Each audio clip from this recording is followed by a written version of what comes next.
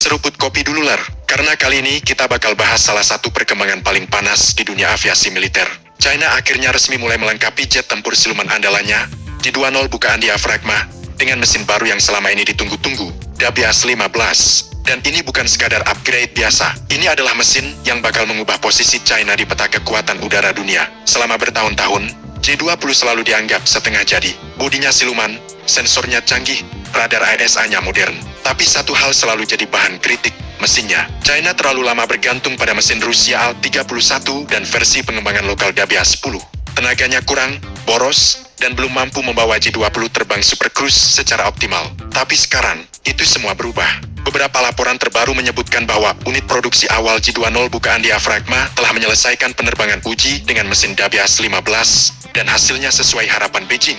Mesin ini mampu menghasilkan daya dorong hingga 18.143 kg.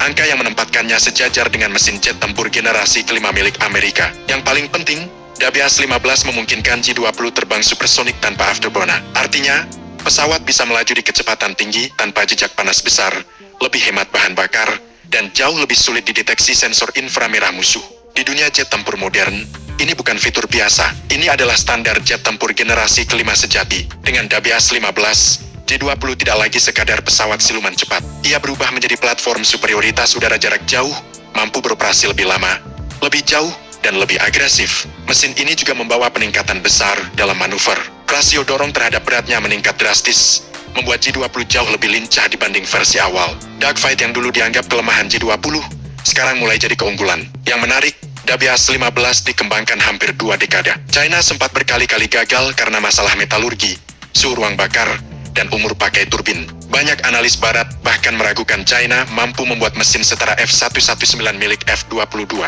Tapi sekarang, semua keraguan itu mulai runtuh. Jika dibandingkan langsung, Dabias 15 punya karakter yang sangat mirip dengan F-119.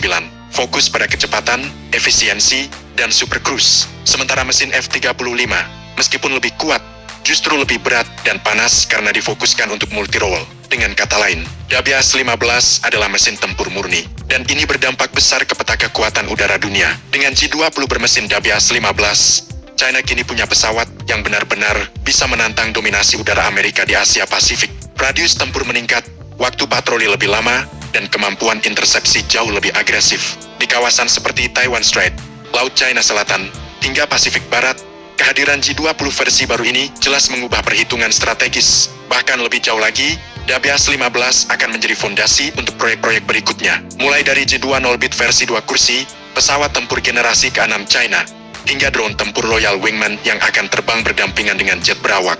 Artinya, ini bukan akhir, tapi justru awal dari era baru kekuatan udara China. Kalau dulu China dikenal sebagai peniru teknologi, sekarang mereka sudah masuk fase pengembang mandiri. Dan yang paling menarik, dengan Dabias 15, China tidak lagi tergantung pada Rusia. Itu artinya, secara geopolitik, Beijing kini punya kebebasan penuh mengembangkan kekuatan udaranya sendiri tanpa tekanan luar.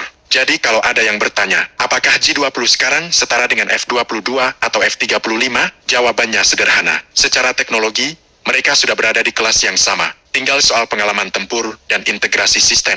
Dan disitulah dunia mulai waspada. Penutup, kalau menurut kalian, apakah Dabias 15 ini benar-benar sudah menyamai mesin jet tempur Amerika? Atau masih butuh waktu untuk pembuktian di medan nyata? Tulis pendapat kalian di kolom komentar. Dan seperti biasa, jangan lupa subscribe, like, dan komen di bawah sambil ngopi.